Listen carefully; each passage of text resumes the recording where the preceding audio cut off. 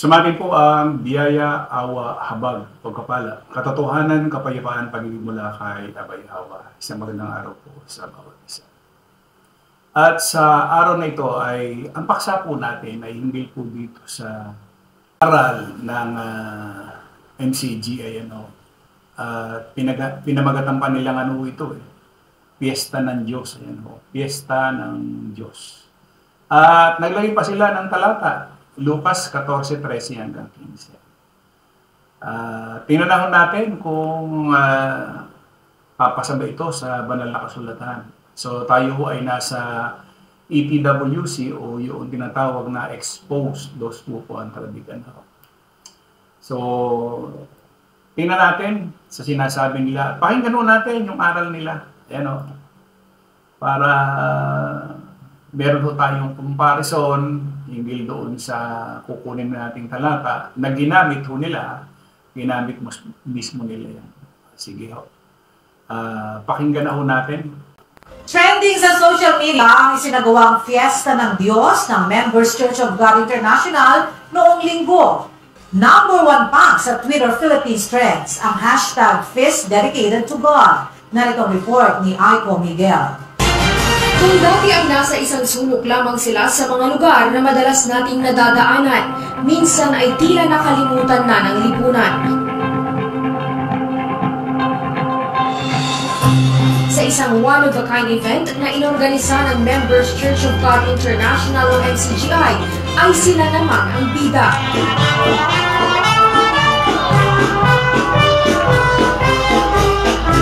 Libo-libong mga kababayan nating mga mahihirap, may kapansanan at may katandaan na ang napilahok sa kauna-unahang Fiesta ng Diyos.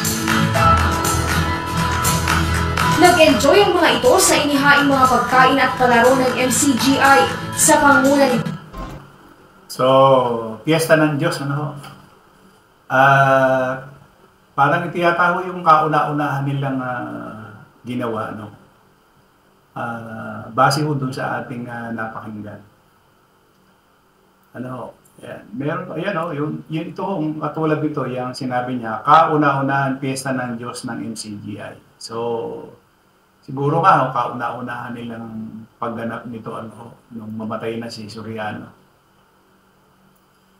Sa kasulatan ho ba, merong mababasa kang Piyesta ng Diyos? Wala ho So, ito ay inimbento nila yan para pagmukhaing nasa kasulatan. At basahin mo natin yung pinagkunan nila, Lucas 14:13. Hindi nila isinama yung 12. Yung 12 hindi kasi isinama nila Kasi dun sa 12 ay ganito ang pagkakasabi. Ito ay talinaga. Talinaga ho ito. Nung unang siglo, talinhaga ito na sinabi mismo ni Yahweh. Sa 12, dapat isinama nila ito Kaso nga, talagang hindi nila isasama yung 12 kasi nga mabubuko sila bagay, bukong-buko naman kahit na hindi isama, bukong-buko rin sila dyan. At sinabi rin naman niya sa nag-anyaya sa kanya, ibig sabihin, inanyayahan siya, Pagka naghahanda ka ng isang tanghalian o ng isang hapunan, ay huwag mong tawagin ang iyong mga kaibigan, ni ang iyong mga kapatid, ni ang iyong mga kamag-anak, ni ang mga mayayamang kapitbahay, baka ikaw naman ang kanilang muling anyayahan at gantihan ka. Yan, maliwanag Sa 13, dapat kung maghahanda ka. Yan.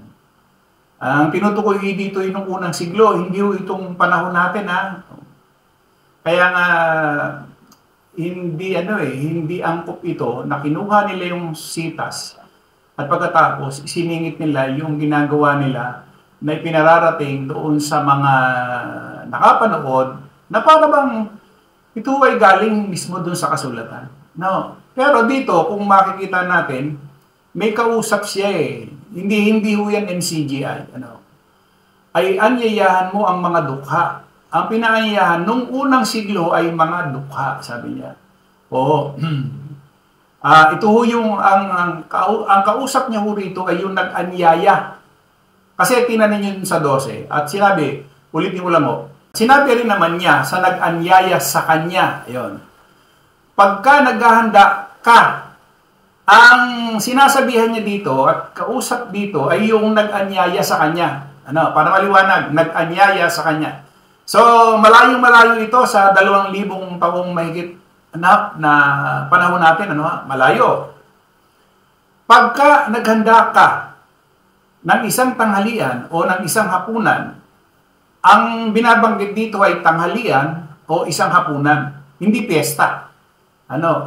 Isang tanghalian, isang hapunan. Huwag mong tawagin ang iyong mga kaibigan, ni ang iyong mga kapatid, ni ang iyong mga kamag-anak, ni ang mayayamang kapitbahay. Baka ikaw naman ang kanilang muling anyayahan at gantihan ka. Dapat kung maghanda ka. So ang kausap niya dito, yung nag-anyaya sa kanya. Anyayahan mo. Hindi naman sinasabing MCGI dyan eh. Anyayahan mo ang mga dukha at ang mga pingkaw, ang mga pilay, ang mga bulag. 14. At magiging mapalad ka sapagkat wala silang sukat igaganti sa iyo, sapagkat gagantihin sa iyo sa pagkabuhay na mabulit. So maliwanag yung sinasabi ng kasulatan. Hindi katulad ho noong kumuha sila ng sitas at pagkatapos ay ipinilagay nila na sila. May 15 pa ho yan. 14:15 ng Lucas, at nang marinig ito ng isa sa nangakaupong kasalo niya sa dulang, ay sinabi sa kanya, mapalad ang kakain ng pinapay sa kaharian ng Diyos. So, ibig sabihin, yung ginawa ho ng MCGI na piyesta ng Diyos, wala ho sa kasulatan niya. Hindi ho natin mababasa yan. So, ngayon, ang ipinararating niya doon sa lahat ng makakapanood, at nag-trending pangaraw ang ipinararating ko doon sa makakapanood niyan ay ito'y nasa banal na kasulatan o makikita sa banal na kasulatan. Pero hindi mo kailanman mababasa ito. Ano ho yan? Inimbento lamang ho ng MCGI.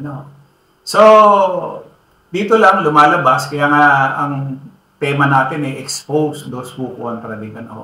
Na kailangan ilantad kung sino ho yung ilantad ang mga sumasalungat. Sa maliwanag yan. O yan. Nakita ho natin na talagang wala ho sa kasulatan yan. Wala sa kasulatan niyang piyesta ng Diyos. Muli, isang magandang araw po sa ating lahat.